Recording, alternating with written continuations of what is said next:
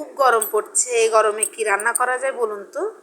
Hello everyone, আপনারা সবাই কেমন আছেন? ভোজনের আয়োজনে আপনাদের স্বাগত। আজকে আমি ভাবলাম এই মাছটা দিয়ে একটু ঝোল ঝোল করে ছোট ছোট আলু দিয়ে একটু রান্না করি। তাই রেসিপিটা নিয়ে এসেছি আপনাদের কাছে, দেখে নিন। ফার্স্টে আমি কড়াইয়ের মধ্যে পেঁয়াজ দিয়ে ভাজা ভাজা করে নিয়ে সেদ্ধ করা আলুগুলো দিয়ে দিয়েছি। দেখতে পেরেছেন আমি কিন্তু এখানে আদা অ্যাড করেছি, আজকে রসুন দিইনি কিন্তু। এখন ভালো পরিমাণ মতো হলুদ মরিচ মশলা লবণ দিয়ে আমি এখন ভালো করে কষায় নিব।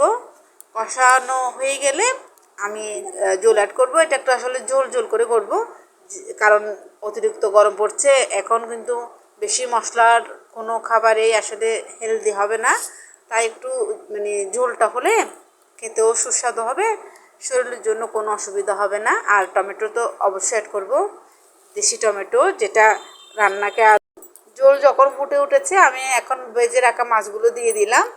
এটা আসলে খুব সুস্বাদু মাছ, একদম টাটকা ছিল, কাতলা মাছ এনেছিল।